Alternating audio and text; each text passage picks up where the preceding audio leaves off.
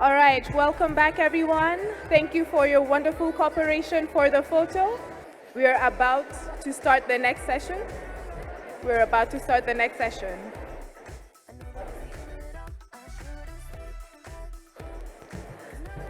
Our second session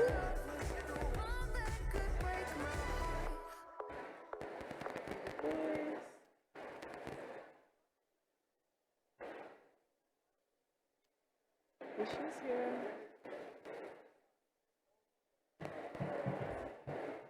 Okay, our next session is a very comprehensive panel. We are going to cover climate justice, decolonization, indigenous people's rights, and just and equitable transitions. We're about to start our next session. Let's take our seats for the panel.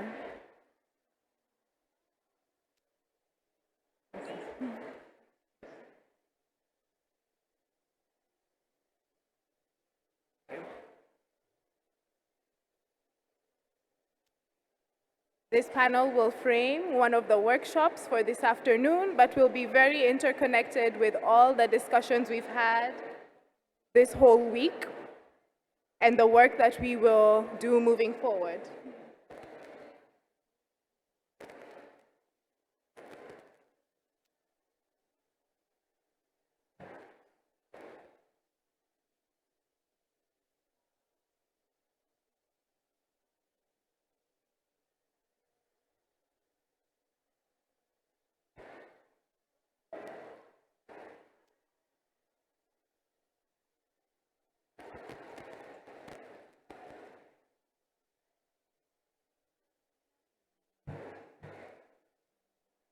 Deputy General Secretary.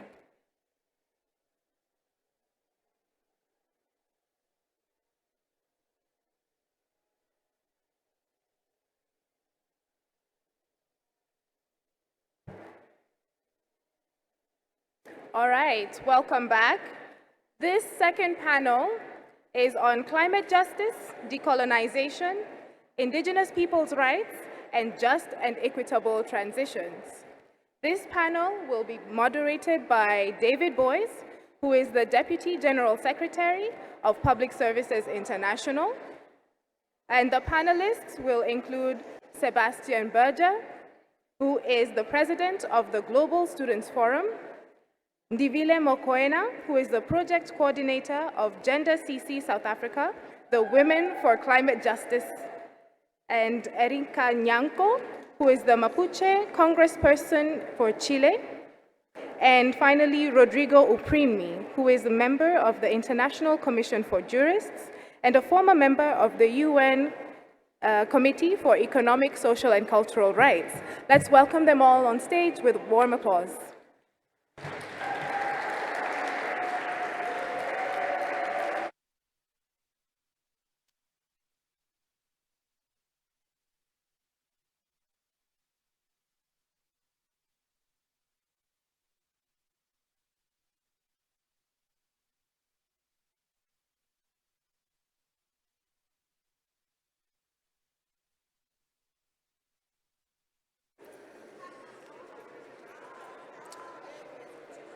Hola, compañeras, compañeros. Hi, dear colleagues. Can you hear me? Yes? Can you hear me? Well, because of the people that is in the back of the room, whether go to Universidad de Chile or sit down, because we're gonna start with the session on climate. Are we all here? Yes? So I'm gonna sit here.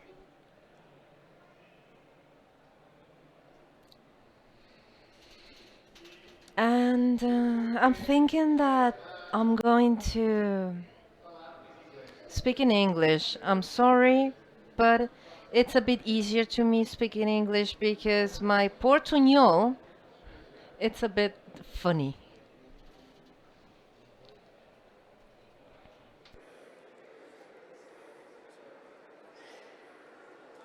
Bueno, ¿estamos todas? Well, is everybody here? I want to welcome everybody to the panel on climate, on indigenous rights, on just and equitable transition. As we know, this is probably the most serious crisis facing all living species on this planet. And we need to make sure that as we conceptualize what we're doing and what crises we're facing, we don't just talk about ourselves. It involves every living being on this planet. Look, our previous panel discussed care with a focus on the responsibilities we place on women as low-paid workers, in formal employment, as the majority of workers in informal employment, and in the home with more and more hours of domestic unpaid obligations. They made the point that public services benefit families, and therefore women and girls. And the climate crisis makes access to public services much more difficult.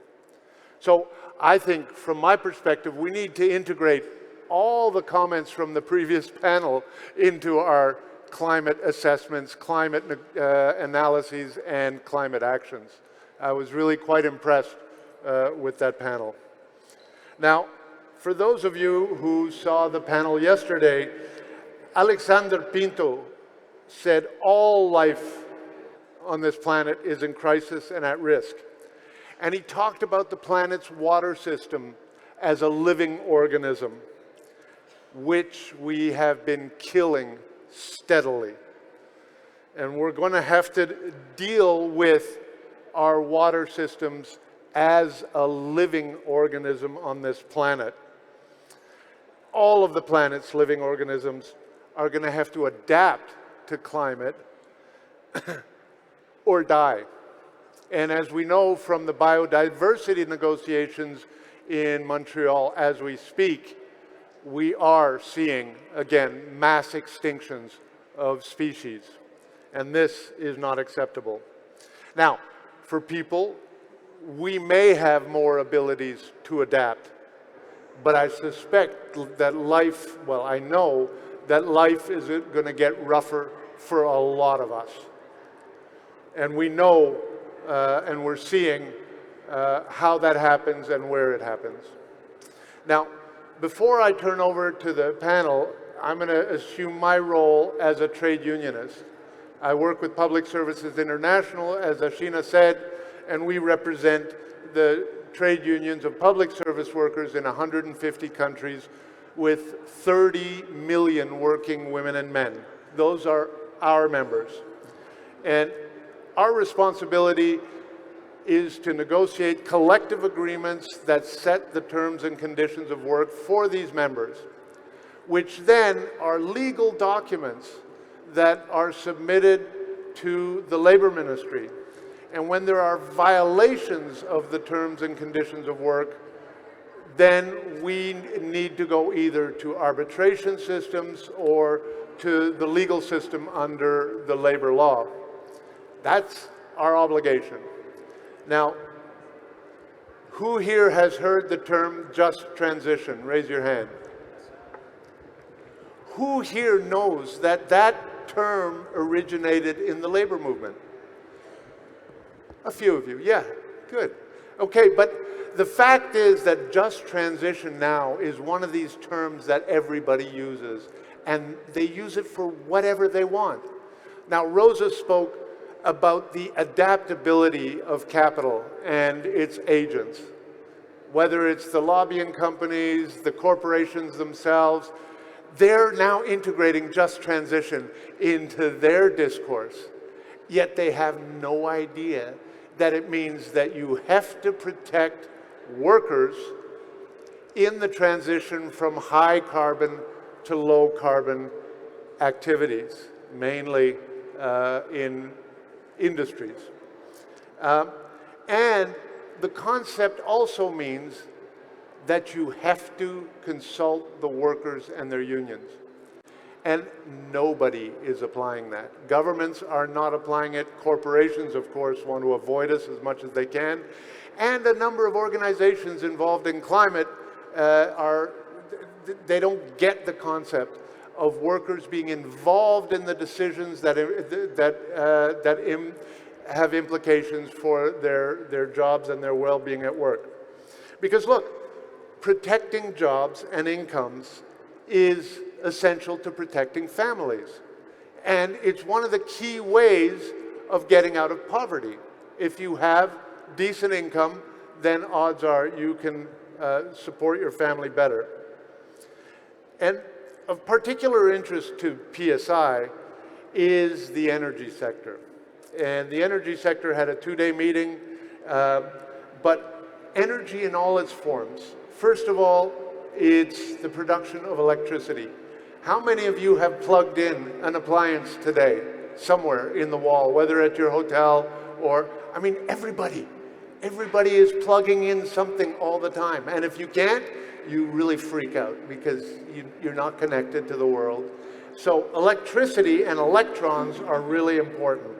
But also for transport, for heating and cooling, for manufacturing and agriculture.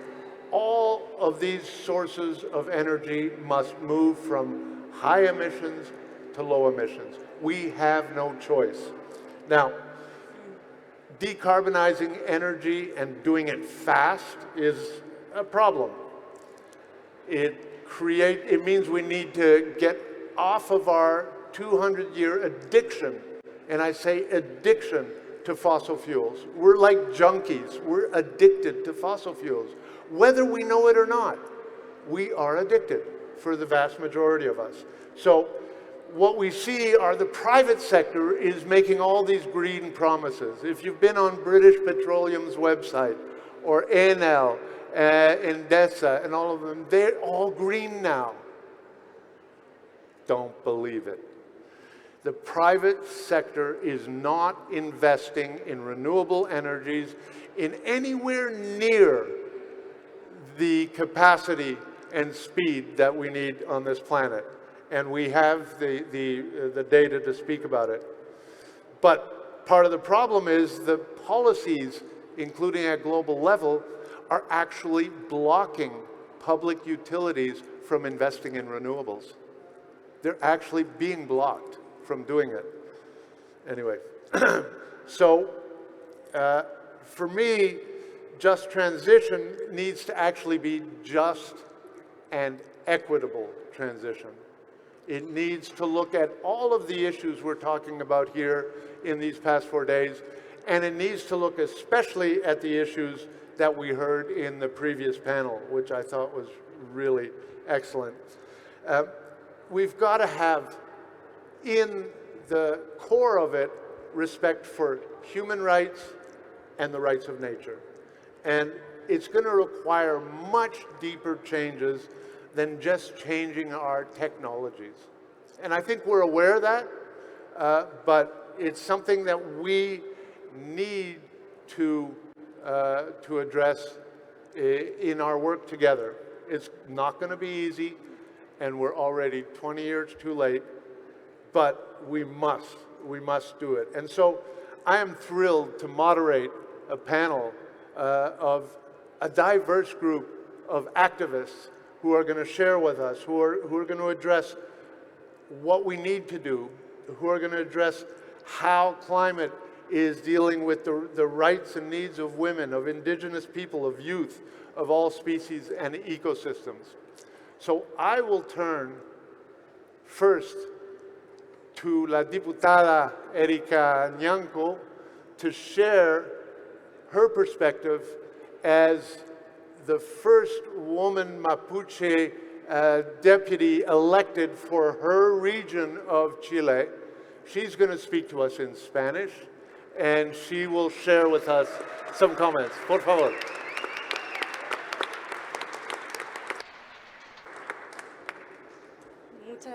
Muchas gracias. Thank you so much. Mari mari con colonial family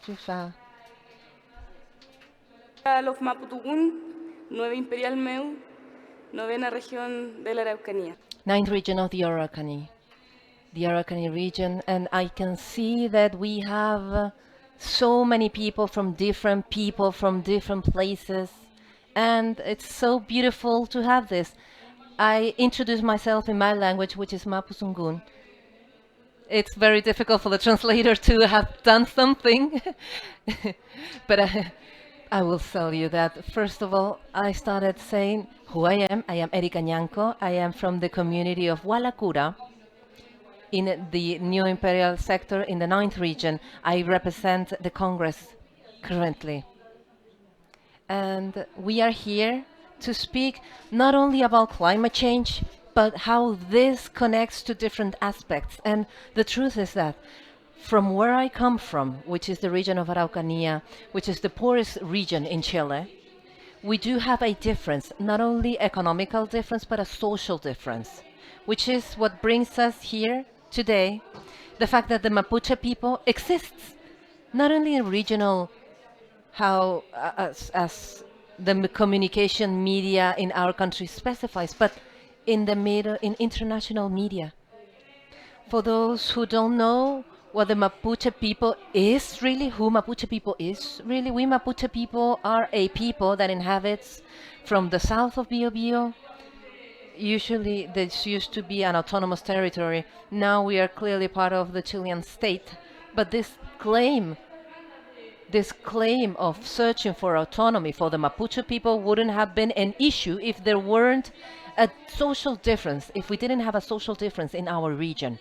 And this social difference plays a climate inequality component, which is very hard because the main conflict we have in the Araucanía region and in the south of Chile is the existing conflict that we have with the forestry companies, as David mentioned at the beginning, have also talked about ecology, green development, but in real life that doesn't happen. So I want to say that 1.7% of GDP nationally, that represents about 5.4 thousands of million dollars, US dollars, only in 2021 are the profit that forestry companies perform. But those gains, those earnings, do not stay in the Araucanía region or for the communities, do not stay for the territory, are not invested there, but in the hands of the large company business people that take the natural resources of our region, they use the soil of our region, and they live in a complete lack of supply, not only in economical terms, but also speaking about water to the different communities that live nearby. Why do I talk about this problem? Because those are the forestry companies. They are the ones that started to take over the territories in the south of Chile, leaving many communities, Mapuche communities, without land or space to survive. And today, we have a lack of water, a terrible drought, lack of supply, economical supply, inequality in social terms, political inequalities, because in 2022, we just have the first Mapuche women as a part of the member of the parliament in our area, as a political member of our area. So those differences are so large. We have 2,329,521 hectares that have been planted of forestry companies, where over 50% of those plantations belong only to three large firms, which are Celulosa Arauco, CMPC, and Maciza. Those three main companies. They are basically the ones that control the power of this land. These forestry companies are also exempt. They have tax exemptions of 100%. They do not pay any taxes, land taxes or specific taxes. They do not pay contributions on the soil. The use of soil for the forestry companies in our region is not paid. And I also want to make an analysis because it's not only the Araucanía region, the one that is jeopardized with the forestry plantations, but also the south of Chile, the region of Biobío. Now in the south also the region of Los Lagos.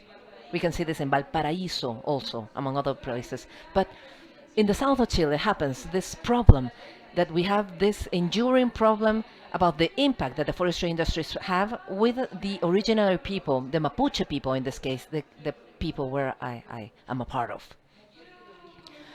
I want to talk about this because much has been said, nationally speaking, about the problem that exists of the Mapuche people. They speak a lot about the Mapuche conflict.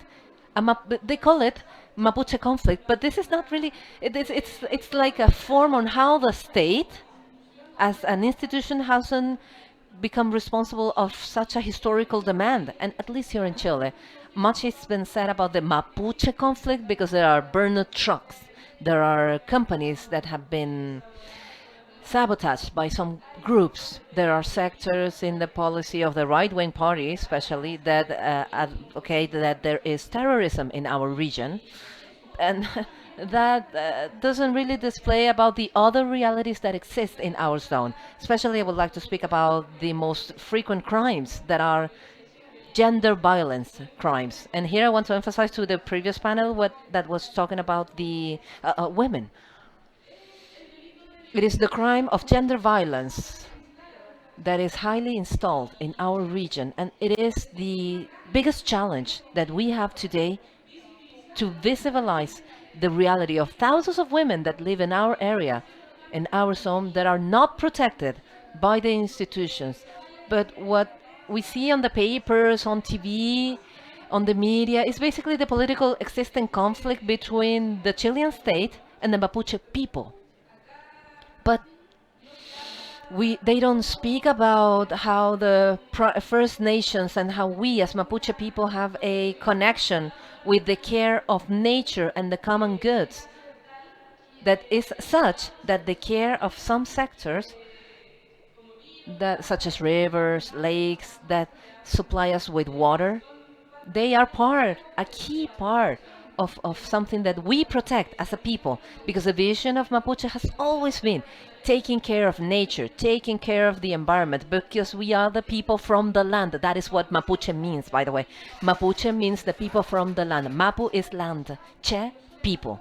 And we are soil. We are the land. We are the people from the land. That's why we care about the caring of our land, our nature, because if we don't take care of the nature, we don't exist. It was funny to me because we have a bottle of water here that says that is from Los Andes, from the mountains. We have bottled water. In the region, in the communities, we don't have water. And if people wish just to open the tap water, they don't have water because the forestry companies have made it dry. It is the industry, the one that has avoided for people today, and not only the people, but also animals and other species, to have access to water, which is an universal human right. A right. So how can Chile not be a human right? It is part of the challenges that we need to take over. And from the parliament, we are in the process in order to generate goods that will allow us not only to make water of universal human right that is guaranteed by Chile, by our Chilean state, but also because of the care of our common goods, nature, respect of our equals, and to continue to move forward with the challenge with an economical model that will allow us to make it sustainable and friendly with the environment.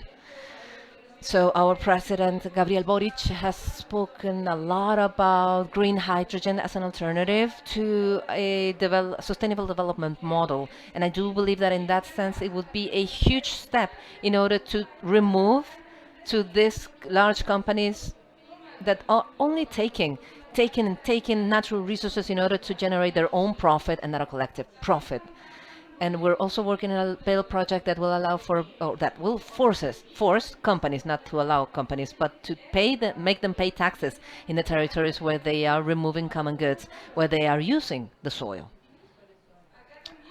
So here we also have different problems, internal problems, in how we take over the issue of the climate crisis of the communities and the responsibility that exists in the Mapuche communities, because I come from, I just arrived yesterday from my zone, my area, Temuco, where I met with with some Mapuche communities that are recovering Caburga Lake. It is a lake located in the Lapustre sector in the Araucanía region. And it is a lake that just a while ago was basically, well, has always been moving backwards. It is the expert says that it is due to a geographical failure, but that geographical failure is not such a failure because there are companies that are stealing water that put some ditches that allow for the water to play their natural course. We were meeting with some people from Kaburka sector in order to provide some space of we call that our spiritual sessions for this lake to take over the natural course. But this has also been achieved thanks to the efforts that the communities have been performing to remove the ditch that the business people have placed for their benefit, their own personal benefits, because there was a dam that was avoiding for the passing of the water, avoiding for the lake to generate again to go back to its natural course. And clearly, it was taking away water to business companies in the sector, in the agricultural sector, with a very important last name in the zone. So I wanted to focus in this presentation basically in that topic because it's actually it's the development model we have nowadays, which causes these levels of inequality, that causes these levels of political violence. Because in Chile we have a lot of racism, we have a lot of political violence, and that is what we have to endure. But since we're not crying around the corners every day and we think we can promote, we can do beyond feeling like victims and acting like victims, we are working to generate goods that will allow us to have the economical development of our region, taking into account the aspects that must be carried out with the care of nature and the environment, and how, as originary people, as Mapuche people, as First Nations, we will be responsible, we will take charge from the basis to respect nature and live in harmony in these spaces that must be taken care of, respected, and above all, delivered for communities to also be in charge of them. I don't know if I've extended my time. I'm so sorry if I've taken much more time. I appreciate this moment you have given us, you have given me. And especially, we shouldn't lose hope, because if we lose hope, we will also lose the will to continue to fight. And fight for us will always happen. We lived fighting, we will die fighting. Many changes will happen. Perhaps we won't even see the fruits of that, but we need to have these moments. We need this for the new generations to be the ones that will be in charge of this. And also, I wanted to mention my party. Democratic the Revolution. I'm from Frente Amplio, the Revolution, the Democratic Revolution, the Revolución Democrática, and we have been working in different goods to deal with the defense of climate change and also set goals that might be applicable in the short and medium and also long term. That's what I wanted to say. Thank you so much for allowing me, and for all men, women, and everybody. Muchas gracias, señora diputado. Thank you so much, Member Deputy Danko. We are so happy for you to be here with us. Erika Nyanko, I know that you're fighting for the fundamental rights in the planet and nature and the indigenous people and also the workers, men and women. You are a strong ally. I'm thinking, and I will continue with Mr. Rodrigo, because first, afterwards, they will speak in English. But Rodrigo is a lawyer specialist in human rights, and I am very curious of listening to your suggestions also to how we will move forward in those climate crises. So please, 7 minutes. Thank you, and good morning to all of you, men and women. It is a pleasure to share this panel with you, all of you. I will develop a very general thesis that I will try to connect to 4 specific theses later on. The general thesis is that climate change is not only a challenge, a monumental challenge, but also a monumental injustice. For that reason, we must face it with different justice criteria: environmental justice, redistributive justice, reparative justice, etc. And in those justice criteria, the focus of human rights plays and might play a very relevant role. And I will try to analyze with some international instances of human rights to specify what that human rights focus really is and towards where we can potentiate it furthermore. That is what I will be developing. So this general thesis divided into four sub-theses. So the first one, highly known, climate change is the challenge of, well, the most monumental challenge that humankind is facing. Because if we're not able to face this properly, millions of people and millions of species will perish. So it is a huge challenge, but it's not only a huge challenge, but a monumental injustice. Monumental injustice because those who suffer today the effects of climate change and those who will suffer in the future, especially the populations in a vulnerable situation, especially not exclusively in the global south, are the ones that have not been the responsible of the emissions of greenhouse gas emissions that have caused climate change. And I think it's a situation in humankind has never existed as such before. Those who suffer for a disasters are not the ones that caused it. Well, if that's the case, and that is the first thesis, highly known, we follow the second one, the need of a transition, but a fair transition, which means must have a justice focus in different dimensions to face climate change, and for this not to go toward the most vulnerable populations. For instance, if we don't have a justice focus, then you might legitimize things that are already happening, that countries in the global north are trying to search for zero emissions in theory, but with massive purchases of land in countries of the global south to perform reforestation to capture carbon. And what they do is use peasant communities, indigenous people, Afro-descending, and they use their lands. So it doesn't have a justice focus. It's just an issue of reducing emissions. Well, they can discharge climate change. They will focus climate change and download this climate change in those who are more vulnerable to climate change. So a justice focus is key. That justice comes in different ways. Must have a vision towards the past, reparative justice. Those who in the past caused for greenhouse gas emissions and have play a higher role in their responsibility, a distributive responsibility. Those who are causing greenhouse gases nowadays and have a better capacity to face it. And what are the duties that this implies? Gender justice, ethnical justice. And so this is the second idea. The second thesis that I wanted to develop, highly known, both of them. The third one, less known, in the world of those fighting against climate change, is that then this is a problem of human rights also, and does require a human rights focus. And the international instances of human rights, one of them, well, I am part of, this is the committee for 1 month more, the Committee of Social and Cultural Rights that has tried to develop this focus. What does this focus means?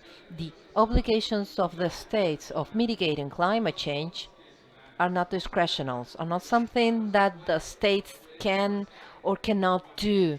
It's not optional, but an extraterritorial mandatory thing of human rights of the different states to mitigate climate change. It means that a state cannot say, you know what, my commitment in Paris, I'm just going to change it a little bit. No, it is an obligation for human rights Why? Because the letter of United Nations Article 55 and 56 establish that it is the duty of all states to cooperate, internationally speaking, for the full performance of human rights. And if a state continues to continues to issue greenhouse gases, emitting greenhouse gases, they are affecting the human rights of other populations in the world. So they are violating their extraterritorial obligation. And that is a principle that I think has been consolidated in the international meetings of human rights. When we in the committee started to ask some states, what are you guys doing against climate change in terms of mitigation? They would say, well, this is something we discussed in Paris, in the COP, not here in human rights. And we said, no, this is an obligation for the human rights area. And that changes because it allows to start discussing the topic. Okay, how much is the duty? What is the duty? Okay, I have to stop. And the second one is adaptation. Not any adaptation policy is admissible. There must be adaptation policies that have a focus on human rights in order to protect the populations, the most vulnerable populations in climate change. And with this, I will finish. You can find, for instance, a very important declaration performed by 5 committees of human rights from the United Nations on the connection between climate change and human rights.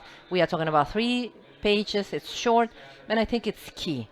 Those are the obligations of the human rights. So what's missing? What do we need to do in terms of human rights? I think that we need to continue to develop that focus, which means I think that why the Council of Human Rights of the United Nations is not arguing about climate change. They are only arguing this in the COPs.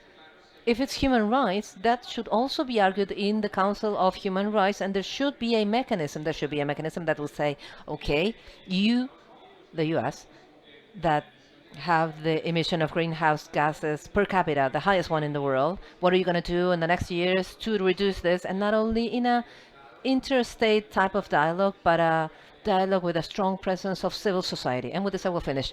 I believe that the focus of human rights doesn't deal with all the issues of climate change. That is social mobilization, political mobilization. But I do think that supports with a very great tool in order to achieve fair transitions. Thank you very much.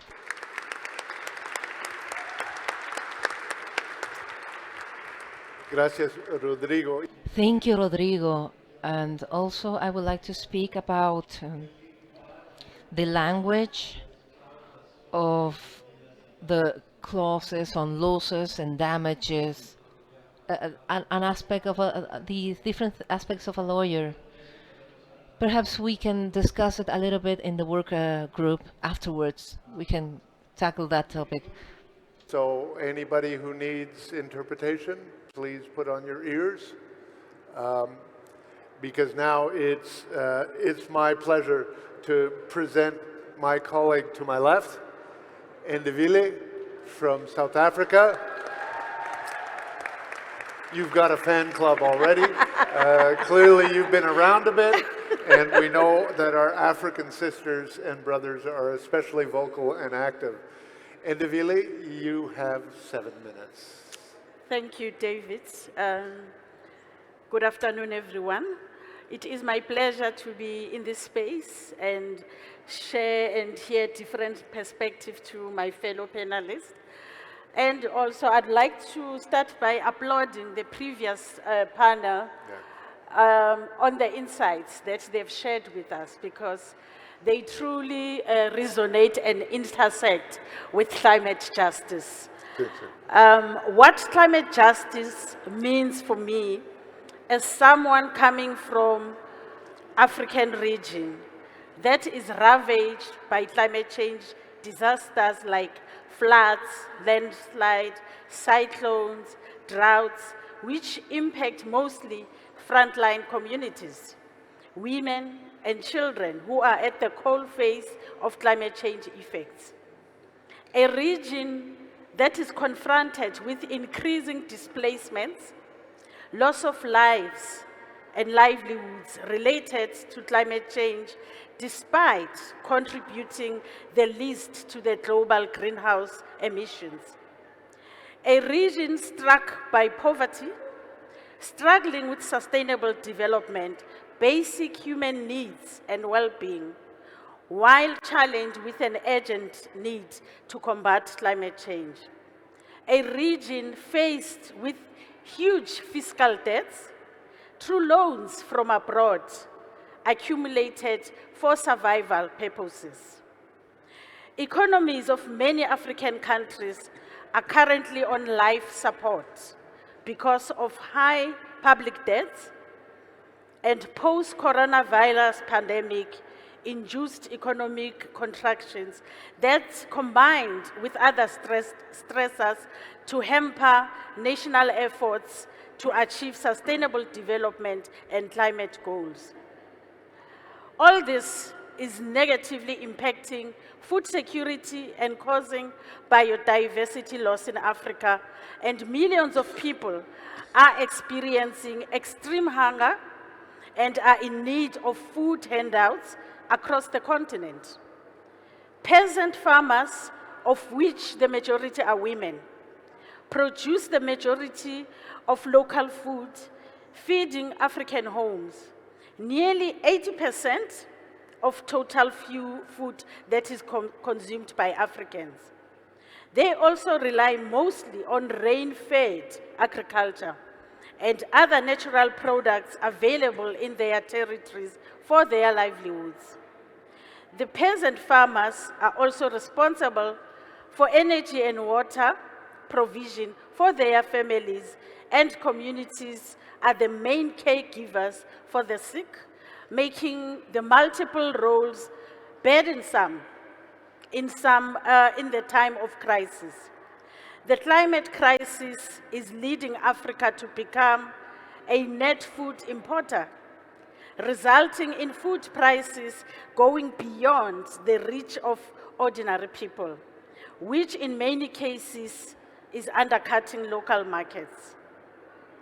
Instead of wasting time on destructive status quo of fossil extractivism, Africa should be preoccupied with how to take full ownership of these renewable energy potentials and invest in the infrastructure to make them drive harmonious and equitable growth development for the continent and all its people without infringing on their human rights.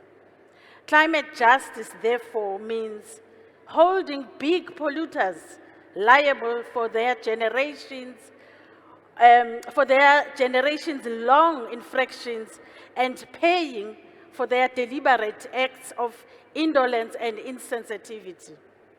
Existing policies must be reviewed to accommodate stiffer punishment and fines on big polluters. Only a just energy transition that is fair, equitable, and gender-sensitive, democratic, affordable, and insulated from corporate influence can place the continent on a new path of growth and development. Climate justice is ensuring that climate policies and legal frameworks are independent from corporate suggestions and influence before, during, and post-implementation. Also, adherence to the development of environmental impact assessments for any project that is implemented. Climate justice also means considering, acknowledging, and respecting frontline communities, indigenous people, women, youth, people with disabilities, voices, needs, and rights, and that they must be part of the decision-making processes to address this crisis. It means collaborating directly with local communities and promoting community-driven approaches and solutions that will prioritize and reclaim their environmental, social, and human rights. In conclusion, since climate change is an existential threat to Africa's communities, ecosystems, and economies, focusing on translating the policy commitments into visible and implementable actions by building specific mechanisms for robust implementation, dissemination, monitoring, and resource mobilization is a pathway to climate justice, as it is a foundational principle of the Paris Agreement process is that countries respond to climate change in a self-determined manner based on their unique circumstances and capacities to respond. So if we talk about climate justice and a just transition, it has to have an element of procedural justice, distributive justice, and restorative justice. Thank you.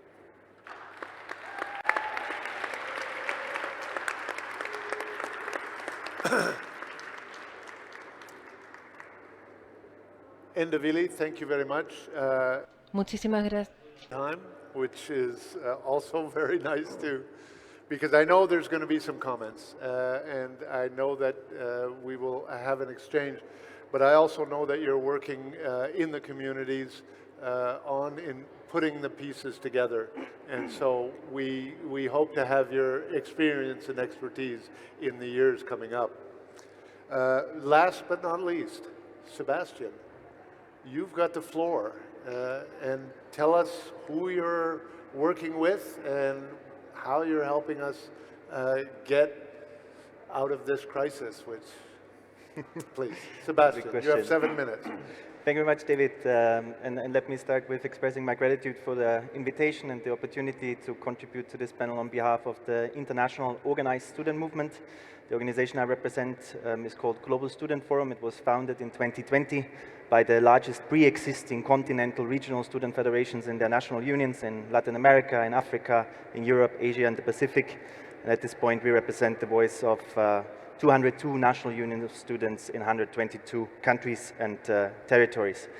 Early this week, I had the privilege to take part in the sectoral meetings of the education group, and we discussed, among many other important issues, the role of the educational community in relation to climate change and the environmental catastrophe. And I think I'm speaking on behalf of most, if not all, colleagues at the sectoral meeting when saying we firmly believe that education has a profound responsibility when it comes to mitigating the impact, but also slowing the progression of climate change. To do so effectively, we need a multidimensional approach within the whole sector, informed and implemented under the democratic involvement of students and education workers and their unions.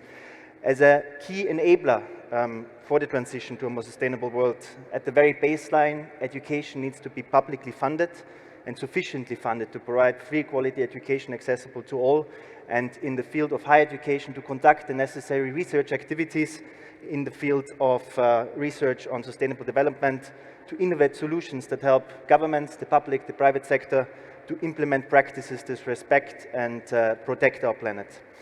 One of the most pressing demands of the contemporary education worker and students movement is that quality climate change education needs to be taught across all curricula, from early childhood education all the way up to higher education. Learning about climate change is a central aspect of quality education. In fact, there is no quality education. We cannot talk about quality education without a climate component within education curricula. And this is why education workers need to be provided with the capacity, with the resources, with the training and skills to integrate climate and sustainability into teaching and learning. Students, in our opinion, should not only achieve climate literacy by the time they complete their educational journey, but we need to create supportive educational environments that encourage student-led climate action and sustainable behaviors. We have the right as learners to gain the knowledge, skills, and attitudes necessary to sustain our world for future generations, and we need tailor-made education that prepares us for the work in a greener economy. In this effort, we also must take into account the lifelong learning perspective and provide upskilling opportunities to support those who are currently undergoing the necessary transitions from unsustainable to greener jobs. And we're talking about a massive amount, an enormous number of people, of learners, and it's steadily increasing. So just transition as a concept cannot be achieved without catering for the educational opportunities and the educational needs of this group. But reimagining our curricula along the lines of climate change cannot be done without fundamentally rethinking the way we teach and learn in the broader context of intersectionality and the dimensions of social and economic justice. Our education systems need to be decolonized and indigenized to include local sensitivities, traditions and cultures, and critical worldviews. And by incorporating these previously marginalized and excluded voices and pedagogies, education can create an environment that allows more and more people to question persisting imperial practices and the appropriation of labor and resources from the global south in the pursuit of an illusion of everlasting economic growth, primarily in the Western world, at the expense of people and the planet. We are convinced that unjust economic and social realities are upheld and reproduced by an unjust allocation of power within our political systems. But by decolonizing our education and making it more accessible to everyone, we can shift that power and transform socioeconomic realities lastingly.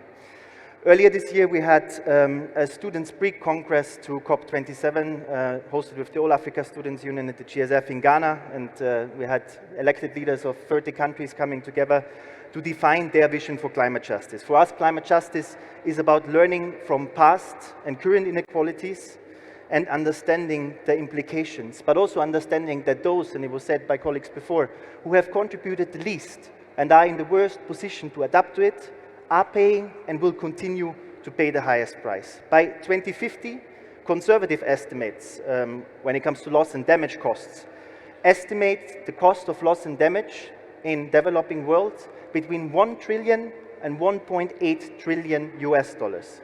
And these calculations do not include non-economic losses such as loss of life, loss of territory, loss of culture. So it's out of the question that developed nations have a historic and moral responsibility to act, but yet looking at the outcomes of the latest conference of the parties, are failing to phase out fossil fuels fast enough and are continuously resisting to make severe and sincere financial commitments to finance adaptation and loss and damage. So the International Student Movement, as the largest youth-led movement of young people representing interests, has been at the forefront of this struggle because everything is at stake for young people. Everything is at stake. They are the ones that are going to be impacted the most. But despite many achievements that were made by organizations like Climate for Future, Fridays for Future, and Extinction Rebellion, we need to become smarter and we need to be better organized, engaging in strategic alliances with trade unions, with civil society organizations, and like-minded and value-aligned actors. I think only relentless collective action and grassroots mobilization in all of the spaces that are at our disposal can create the momentum to really take on fossil fuel companies, big capital, their lawyers, their armies of lobbyists, and the politicians that they have bought, the politicians they have in their pockets. So I think that this conference really provides a wonderful opportunity to do that, to strategize and create action plans. And let me say this, the student movement is in a very good position, both at the university and school level, national, regional, and global level, to be a partner in this effort. And I would like to encourage all of you, if you're not working with student unions already, to reach out to their offices. And if you need contacts, I'm here and happy to facilitate getting you in touch. In that spirit, thanks for granting me the time, and I hope we can use this conference to build a movement that goes on beyond this summit and truly create tangible actions about these things that concern us all. Thank you.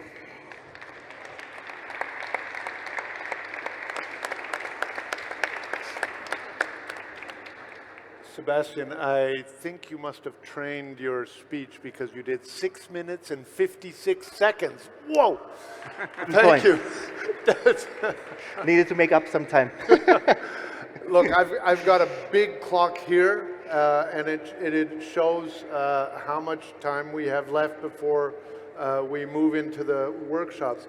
Before turning over to the floor, I want to abuse my position as moderator to mention a couple more issues of concern to PSI, because climate chaos is here and it's not going away anytime soon.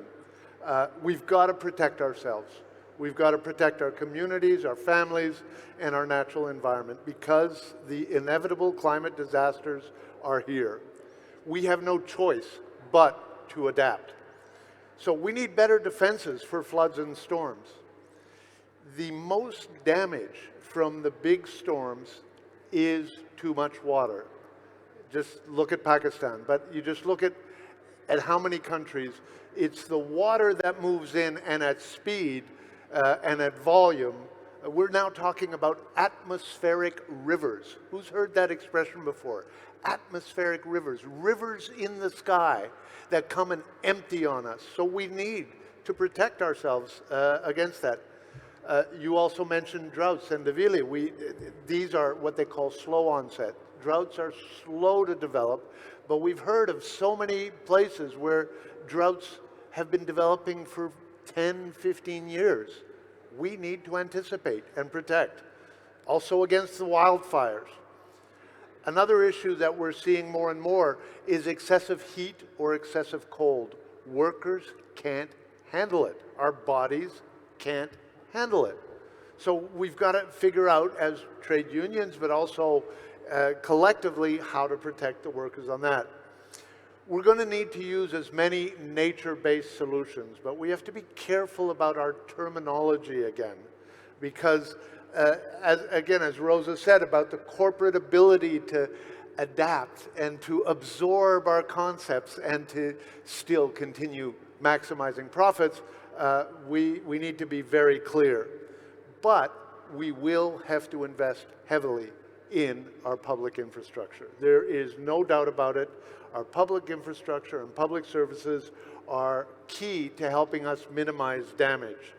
And if we want our public services to be able to respond when the dangers arise, which they will, we need to keep in mind that half of the 8 billion inhabitants on this planet live in extremely dense urban settings. And they have also very specific and particular needs. And most people will turn to their local public services to help them in times of trouble. So we have to make sure these are available and prepared, that the workers in all these public services are prepared and equipped. But as we're hearing, we're heading into a massive austerity policy at global level, which we have to fight. Now, someone talked about progressive taxation. I think we need to talk about aggressive taxation. And I get it, when your public services are not good, are not responsive to your needs, you don't feel right about paying taxes. But let's be real, it's not about the taxes that you and I pay.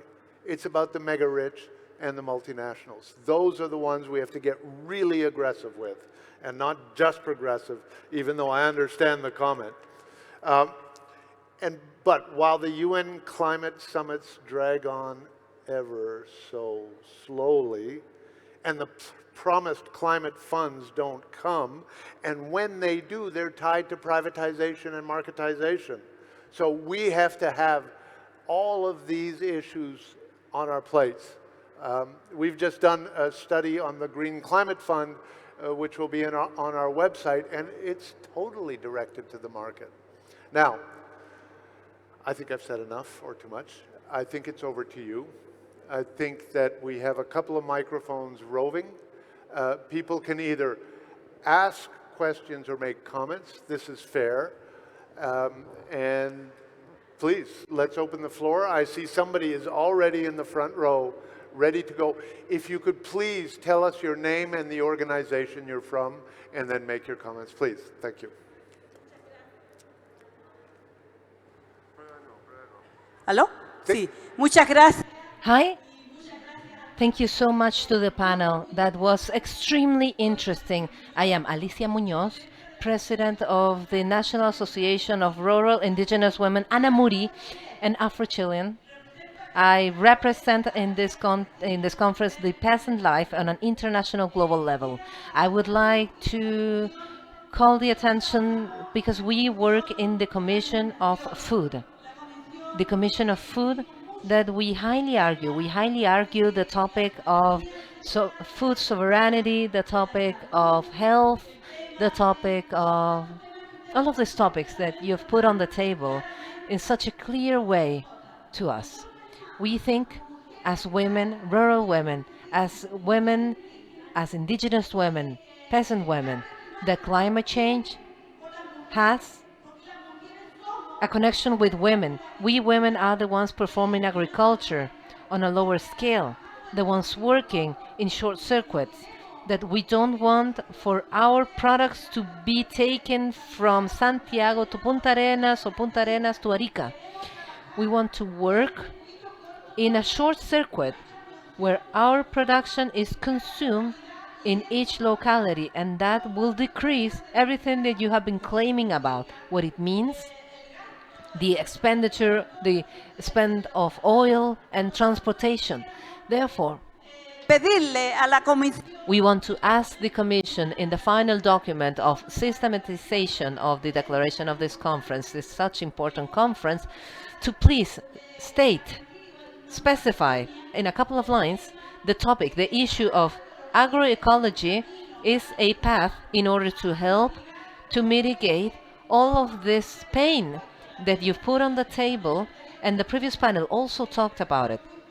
It was received strongly by us women. Women, we have to take care, we have to deal with the issue of caring and how our few resources have to be stretched like an elastic to feed a little bit healthier to our children.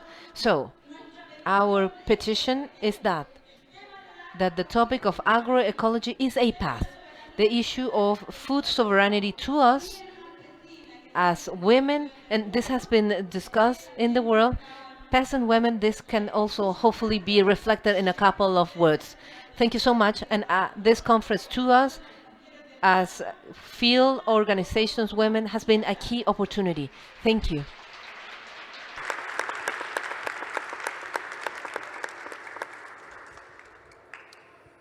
Thank you so much. My name is Oluwafemi Matthew Akimbode. I work for Corporate Accountability and Public Participation Africa, called CAPA. I think the panel has done a very good job to this issue of climate change, just transition, climate change as it affects the rights of workers. And I think one of the key issues that has come out from this panel is that there will be need for funds to tackle the issue of climate change. And for us from the global south, we are very clear that we know how we got here. There were polluters that still continue to pollute.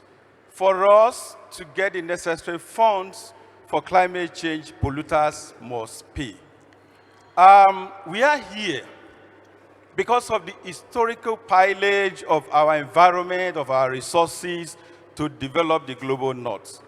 So, when we do ask that the global north should be responsible for climate adaptation, we're not asking for charity. We're asking for justice. And so, issues like loss and damage came into the UNFCCC but needs to be strengthened. We don't want mechanisms that will again continue to put Africa in debt crisis. We don't want mechanisms that donate funds in the form of insurance. What we are asking for is ecological reparation. Thank you.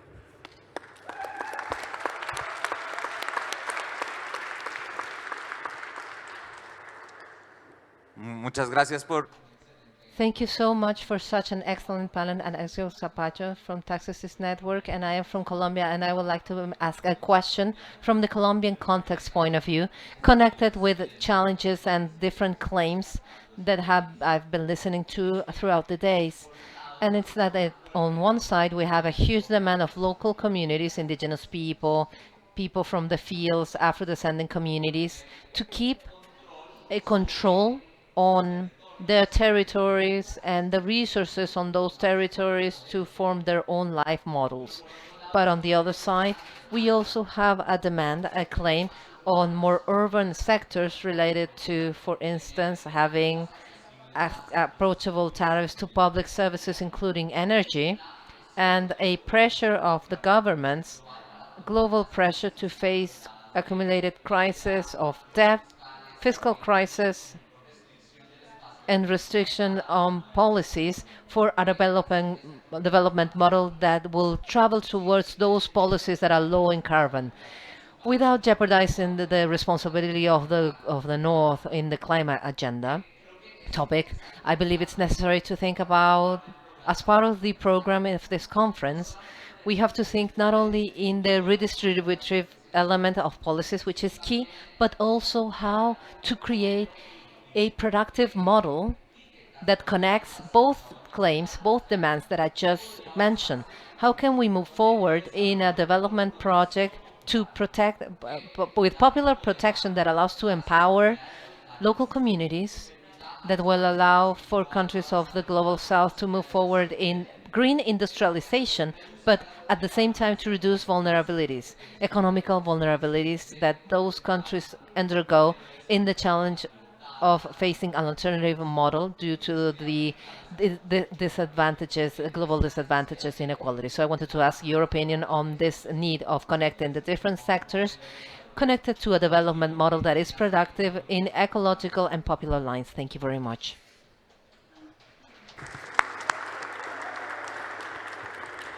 Sí. Thank you. Emilia, the feminist Mexican organization Equidad de Género, Ciudadanía, Trabajo y Familia.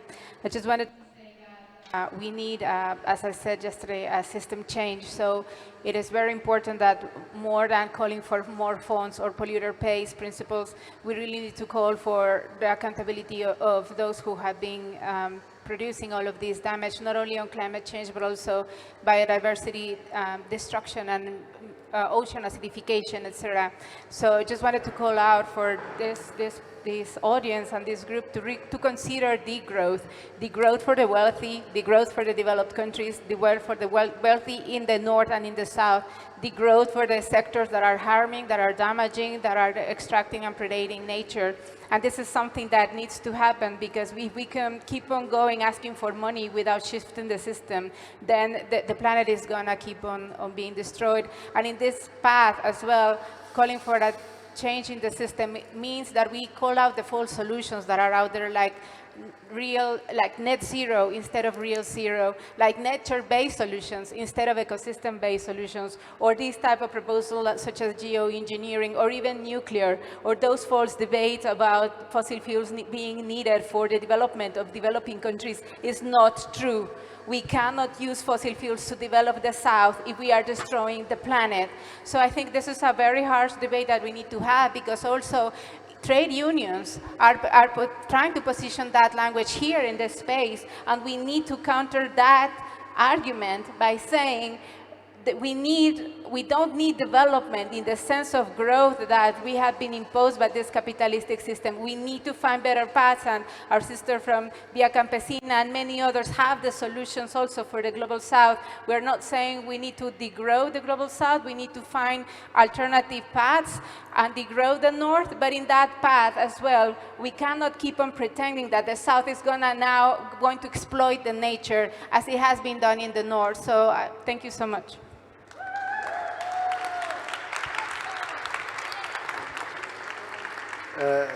Sí, un más. One more.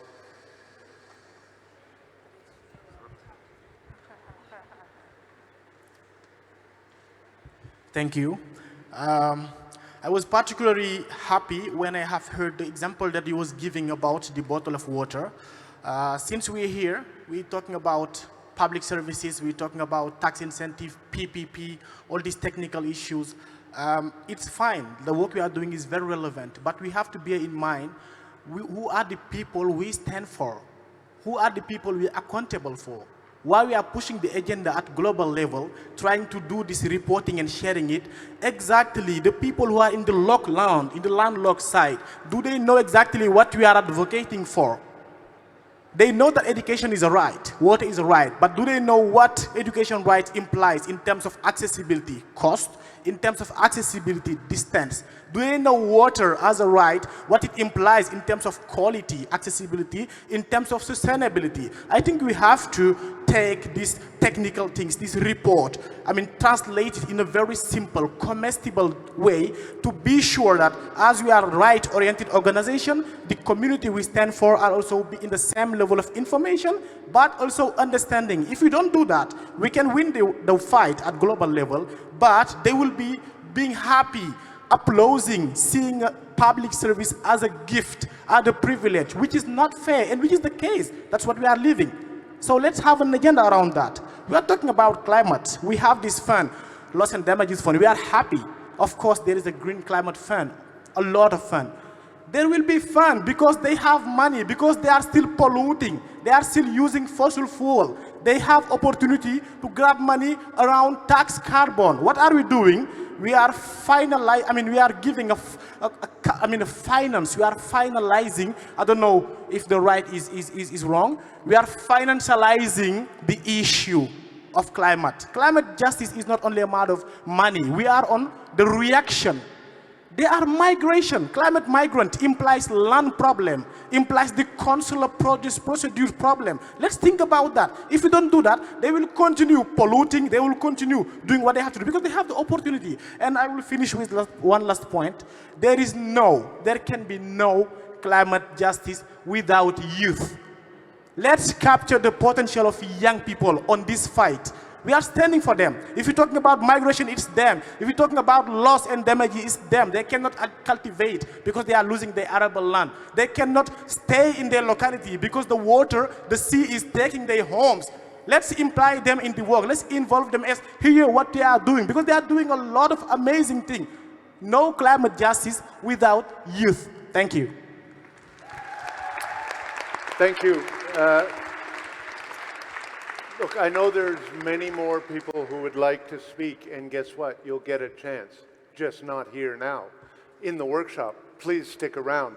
I'm going to ask our panelists to give us their final reflections, and I'll start with la diputada, por favor, señora. Reflexiones finales. Please, your final brief reflections. Bueno, sin lugar a dudas, se nos vienen. Without a doubt, we have many challenges in the future, but as a TV artist of a TV show named Malcolm, the future is today.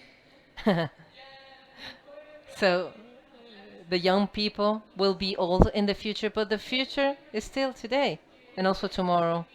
So let's put on our batteries, and when I say put on our batteries, let's get organized, let's do some actions, and let's continue to fight for the demands and the claims that we believe are fair, because if we don't do this today, tomorrow it will be late. Thank you. Rodrigo, you have your microphone. Yeah. Thank you. Thank you so much for the questions and comments. Very, very useful.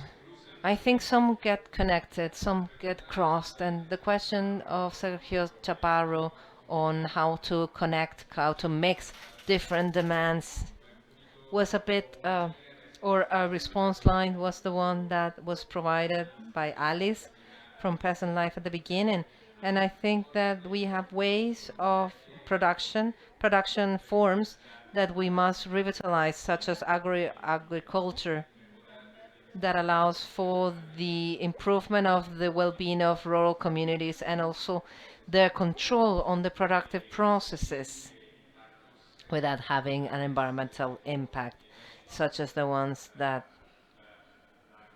agro-industry plays. So I think that we need to recover and think about those paths. But yes, this is connected to the comment from Emilia. I believe that there's a huge debate on how this can be connected to a different development vision. And so we have to invest efforts on thinking how this different development form can work, and we still don't have an easy answer. Any other comments and questions? I do agree with what Emilia said. If I understand correctly, the rendering accountability methods, I think that the instruments on human rights, if you take over a focus of human rights on climate change, this can have a strength, because human rights is a mechanism of accountability and rendering of accounts. So yes, I do believe, as you said, we are in a future that is immediate with challenges that are going to be huge, and I truly appreciate for this conversation to try and find new paths. Thank you. Thank you.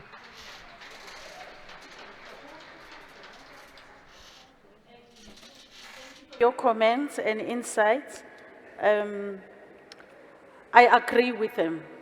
I agree with everything that you have said.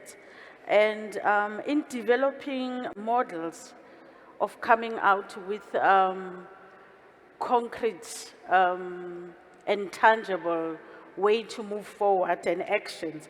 I think there has to be transparency and accountability. We need all stakeholders on board, and in my experience, governments, usually what they do, they don't like putting everybody together in one room. When they have to discuss with business, with private sector, they'll avoid bringing in trade unions or even civil society. So we need to move from that agenda and have everybody on board. And yeah, also agreeing 100% with Emilia's input, because we need to change and shift the system and the narrative that we are currently using. And yeah, just lastly, I think if we continue with fossil fuels and thinking that fossil fuels will help with development, will forever experience loss and damage. Even the loss and damage finance that is established won't make a difference. It won't help as long as we still support and push for fossil fuels. And lastly,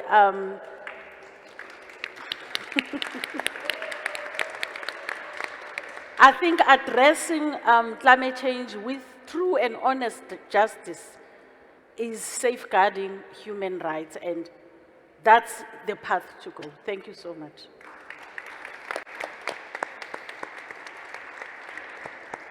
I see that the timer on the TV is already on 0 since quite a while, so we'll keep it very brief. I agree with everything that is said. I think it's fundamentally a question of justice, and I want to pick up on what the colleague in the back said about, do we know what our rights are? Do young people know they have a right to climate justice, to water, to education?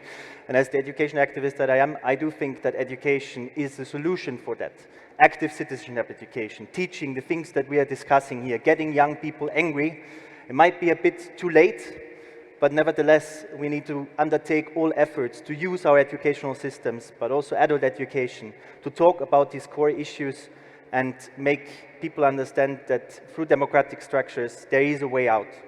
We need to get our policymakers to take the decisions that actually solve these massive, massive problems that we are facing.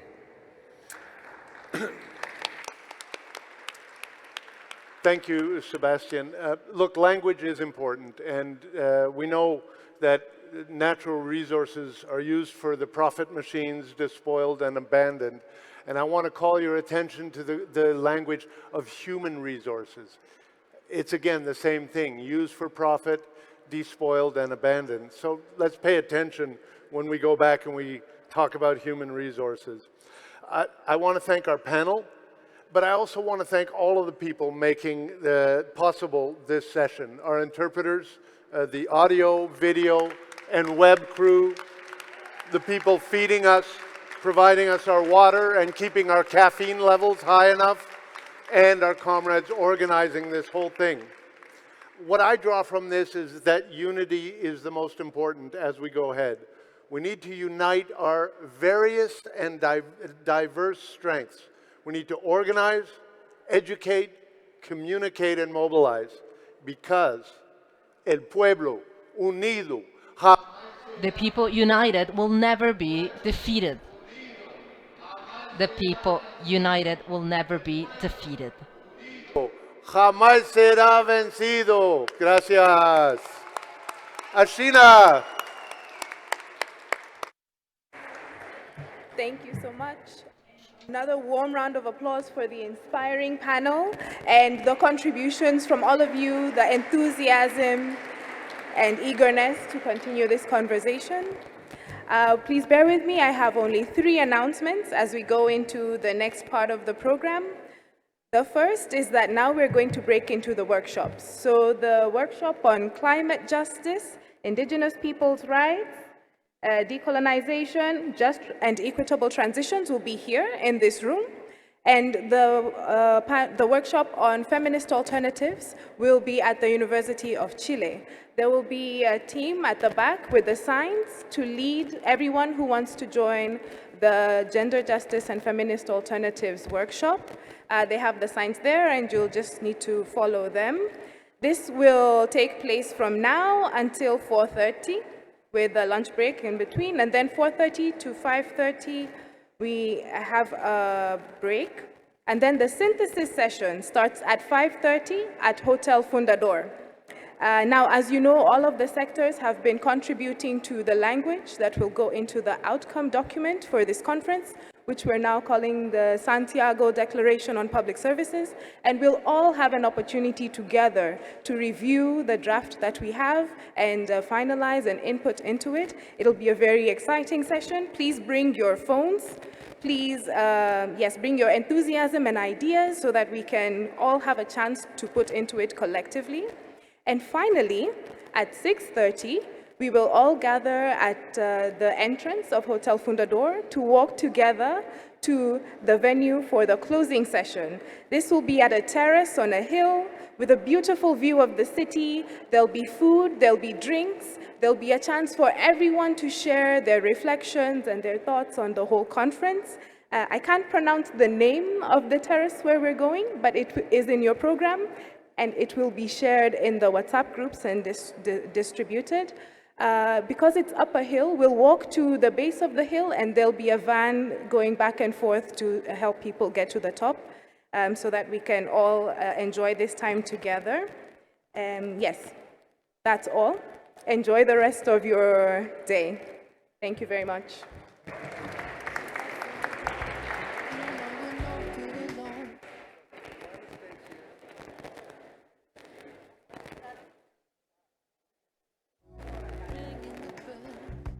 Nobody's coming to help.